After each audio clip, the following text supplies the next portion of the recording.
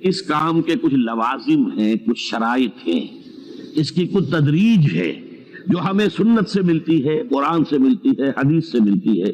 تو میں اس کام کے ضمن میں اس کی وہ تدریجی مراحل اور اس کے لوازم اور اس کی شرائط بیان کرنا چاہتا ہوں.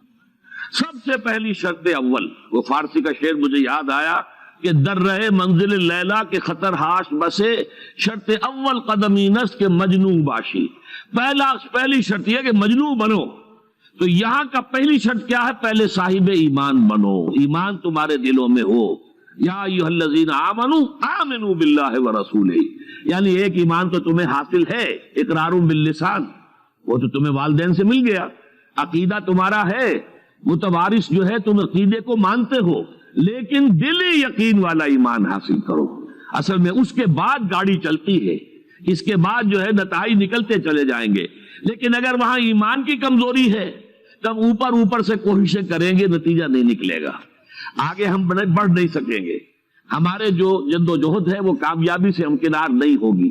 اس جیسے ہی ہے جیسے ہم درخت لگانا چاہ رہے ہیں جس کی جڑ ہی نہیں ہے. آپ زمین کھود کر درخت جو اس کے اندر گاڑ دیں گے تو زمین تو نہیں پکڑے گی اس کو، وہ تو نیچے سے جڑ ہو اور پھر درخت جو ہے اس سے ابھرے، تو وہ ہوتا ہے کہ جس کے لیے یوں سمجھیے سرسب درخت بنے گا. اس حوالے سے سب سے پہلا قدم کیا ہے؟ ہم اپنے گریبانوں میں جھانکیں، اپنے دلوں کو ٹٹولیں، وہ یقین والا ایمان ہے یا نہیں. اگر ہے تو اللہ کا شکر ادا کیجیے، تہنیت، مبارکباد. اور نہیں ہے تو پہلا کام یہ ہے کہ اے ایمان کے دعوے دارو، ایمان لاؤ جیسے کہ ایمان کا حق ہے. یقین اللہ کی ذات پر، اس کی صفات کمال پر، یقین مرنے کے بعد اٹھنے پر، بعث بعد الموت اور حساب کتاب، یوم حشر اور جنت اور دوزخ کا یقین، فرشتوں کا یقین، وحی کا یقین، قرآن کا یقین، کتابوں کا یقین، نبیوں اور رسولوں کا یقین اور محمد الرسول اللہ کا یقین صلی اللہ علیہ وسلم کہ آپ آخری اور کامل رسول ہیں اللہ تعالیٰ کے، خاتم النبیین بھی ہیں اور آخر المرسلین بھی صلی اللہ علیہ وسلم. یہ یقین پہلے پیدا ہونا چاہیے. تو اب ظاہر بات ہے کہ جب میں نے یہ بات اتنی بڑی کہی ہے تو پھر مجھے یہ بھی بتانا چاہیے یقین کہاں سے ملے گا، کون سی دکان ہے، سپر مارکیٹ کوئی ہے جہاں پر کہ یہ جنس بکتی ہو. پہلی بات تو یہ ہے کہ اس کے لیے آسان ترین طریقہ کیا ہے؟ صاحب ایمان کی صحبت اختیار کرو. جیسے آپ بھٹی کے آگے بیٹھیں گے تو حرارت پہنچ جائے گی، آپ برف کی سل کے قریب بیٹھے ہوں گے ٹھنڈک پہنچ جائے گی. اگر صاحب ایمان ہے، کسی کے دل میں یقین والی بھٹی دہک رہی ہے، تو اس کے قرب سے آپ کے اندر بھی یقین پیدا ہو جائے گا. دوسرا طریقہ یہ ہے کہ شریعت کے احکام پر عمل کیے جاؤ، کیے جاؤ، کیے جاؤ، کیے جاؤ. اس عمل سے بھی یقین پیدا ہوتا ہے. یہ دو طرفہ معاملہ ہے. یقین سے عمل پیدا ہوتا ہے اور عمل سے یقین پیدا ہوتا ہے. جیسے آپ کہتے ہیں وشس سرکل، بری شے ہوتی ہے کہ ایک چیز ہے بڑھ گئی تو پھر اس کے اور خرابی بڑھ گئی، اس سے پھر وہ پہلی خرابی اور بڑھ گئی، پھر وہ اس سے اور خرابی بڑھتی چلی گئی. جیسے پیچ آپ کہتے ہیں ہر چکر کے ساتھ وہ پیچ آگے بڑھتا جاتا ہے. اسی طریقے سے بھلائی کا بھی ایک سرکل ہے. ایک نیکی آپ کریں گے آپ میں ایمان پیدا ہوگا، اب آپ زیادہ نیکی کریں گے تو اب اور زیادہ ایمان پیدا ہوگا. تو یہ دو طرفہ سرکل ہے.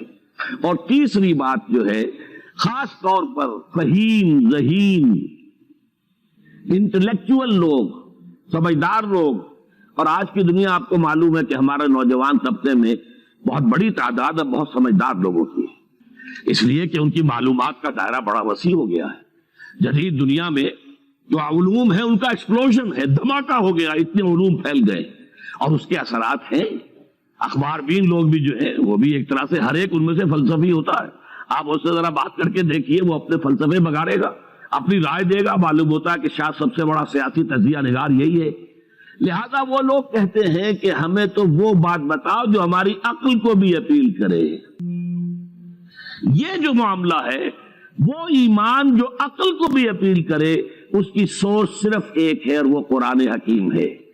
مولانا ظفر علی خان نے ایک شعر کہا تھا بہت سادہ انداز میں، وہ جنس نہیں ایمان جسے لے آئیں دکانیں فلسفہ سے، ڈھونڈے سے ملے گی عاقل کو یہ قرآن کے سپاروں.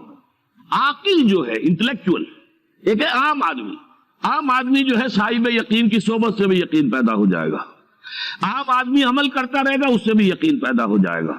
لیکن عاقل، انٹلیکچوئل، وہ شخص جو کہتا ہے پہلے میری عقل کو اطمینان ہونا چاہیے پھر مانوں گا، اس کے لیے جو سورس ہے، منبع ہے، سرچشمہ ہے ایمان کا، وہ صرف اور صرف قرآن ہے۔ اس میں غور و فکر کرے، انسان اس طرح قرآن کو پڑھے کہ وہ براہ راست اس کا مفہوم اس کے دل کے اوپر اترتا چلا جائے۔ جیسے علامہ اقبال نے کہا ہے کہ تیرے ضمیر پہ جب تک نہ ہو نزول کتاب، گرہ کشا ہے نہ راضی نہ صاحب کشاف۔ قرآن تو تمہارے اپنے قلب پر نازل ہونا چاہیے، اور یہ اصل میں ان کے والد نے کہا تھا ان سے، بالکل بچپن میں۔ علامہ اقبال چھوٹے سے بچے تھے، ان کے والد تھے ذرا صوفی منش آدمی تھے، وہ شیخ نور محمد۔ وہ آئے فجر کی نماز مسجد سے پڑھ کر آئے تو دیکھا کہ اقبال جو ہے بچہ وہ قرآن پڑھ رہا بیٹھا ہوا۔ اس نے کہا والد نے کہ بیٹے تم یہ قرآن کیسے پڑھتے ہو؟ اب وہ حیران ہوا بچہ، یا بچہ بس میں پڑھتا ہوں قرآن جیسے پڑھتے ہیں، آپ کا مطلب کیا ہے؟ کہا بیٹے قرآن ایسے پڑھا کرو کہ جیسے یہ تم پر نازل ہو رہا ہے، یوں سمجھو کہ تم پر نازل ہو رہا ہے، تم مخاطب ہو۔ اب اس چیز کو انہوں نے اپنے اس شعر میں ادا کیا، تیرے ضمیر پہ جب تک نہ ہو نزول کتاب، گرہ کشا ہے نہ راسی نہ صاحب کشاف۔ جیسے یہ قرآن قلب محمد پر نازل ہوا تھا، فَإِنَّهُ نَزَّلَهُ عَلَىٰ قَلْبِكَ، جبرائیل نے یہ اے نبی اے محمد آپ کے دل پر اتارا ہے۔ تو جب تک ہمارے بھی دل پر نہیں اترے گا تو قرآن مجید جو ہے وہ ہمیں انسپائر نہیں کر سکے گا۔ ترجمہ آپ پڑھیں گے، کچھ آپ کو معلوم ہو گیا اس کا مطلب یہ ہے، تفسیر پڑھا، اچھا جی ٹھیک ہے فلاں مفسر نے یہ لکھا ہے، فلاں نے یہ لکھا ہے، یہ معلومات تو مل جائیں گی، لیکن وہ اندر سے جو موٹیویشن ہوتی ہے، اندر سے جو جذبہ ابھرتا ہے، اندر سے جو ایمان جو ہے چشمے کی طرح قلب کی گہرائیوں سے ابلتا ہے، وہ نہیں ہوگا۔ وہ اسی وقت ہوتا ہے کہ جب وہ انٹلیکچوئل آدمی جو ہے وہ کم سے کم اتنی تکلیف ضرور کرے کہ اتنی عربی سیکھ لے کہ عربی جو ہے قرآن مجید اس کے براہ راست قلب پر نازل ہو سکے، وہ ترجمہ نہ دیکھے۔ اب ایک آیت پڑھی پھر ترجمہ دیکھا، پھر دیکھا اس میں نمبر 11 لکھا ہوا ہے، حاشیہ میں جا کر دیکھا نمبر 11 یہاں ہے، وہ دیکھا، تسلسل تو ٹوٹ گیا۔ اب وہ بات نہیں رہی، اور ترجمہ جو ہے وہ سبھی جانتے ہیں دنیا میں، ہر بچہ بھی سمجھ لے گا کہ غالب کا کوئی شعر ہو اور وہ آدمی پڑھ کے جھوم جاتا ہے کہ کیا بات کہی، اسی کا انگریزی میں ترجمہ کر دیجئے، اب اس میں کچھ بھی نہیں۔ آپ نے مفہوم تو بیان کر دیا انگریزی میں، لیکن جو تاثیر ہے اس غالب کے شعر کی وہ انگریزی میں منتقل نہیں ہو سکتی۔ تو قرآن مجید کا کچھ نہ کچھ مفہوم تو ترجمے سے معلوم ہو جائے گا، قرآن کی تاثیر ترجمے سے نہیں حاصل ہو سکتی، تفسیر سے نہیں حاصل ہو سکتی۔ اسی لیے دو سب سے بڑی تفسیروں کا ذکر علامہ اقبال نے کیا ہے کہ گرہ کشا ہے نہ راضی، نہ امام راضی کی تفسیر کبیر سے تمہیں فائدہ ہوگا اور نہ امام زمخشری کی کشاف سے ہوگا، جب تک کہ تمہارے اپنے دل پر قرآن نہ اترے۔ اور اس کے لیے لازم ہے کم سے کم یہ کہ اتنی عربی انسان سیکھ لے کہ بیریئر نہ ہو ٹرانسلیشن کا، وہ پردہ حائل نہ ہو درمیان میں، تسلسل نہ ٹوٹے، آپ براہ راست پڑھ رہے ہیں اور براہ راست اس کا مفہوم آپ کے قلب پر نازل ہو رہا ہے۔ تو پہلا سٹیپ جو میں نے ان 3 آیتوں پر اضافی آیت سورہ نساء کی آپ کے سامنے رکھی، ہم میں سے ہر شخص کا پہلا کام یہ ہے کہ وہ یقین والا ایمان حاصل کرے۔ عام آدمی کے لیے صاحب یقین کی صحبت بھی مفید، عام آدمی کے لیے عمل سے بھی یقین پیدا ہوتا ہے، لیکن انٹلیکچوئل کے لیے، ذہین کے لیے، فہیم انسان کے لیے، انٹیلیجنسیا جسے آپ کہتے ہیں، اس کے لیے لازم ہے کہ وہ قرآن مجید کی گہرائیوں میں غوطہ زنی کرے اور قرآن اس کے اپنے قلب کے اوپر نازل ہو تو کہیں جا کر وہ قرآن کو سمجھے گا۔ چنانچہ علامہ اقبالی کا ایک اور شعر میرے ذہن میں آیا ہے، وہ میں آپ کو سنا دوں۔ ہم یہ سمجھتے ہیں کہ عرب تو ان کی اپنی زبان ہے، لہذا وہ تو قرآن مجید کو سمجھتے ہی ہوں گے، لیکن بسا اوقات ایسا بھی ہوتا ہے اگر دل پر حجاب آئے ہوئے ہوں تو قرآن مجید کے سمجھنے سے بھی کچھ حاصل نہیں ہوتا، دل پر حجاب ہے۔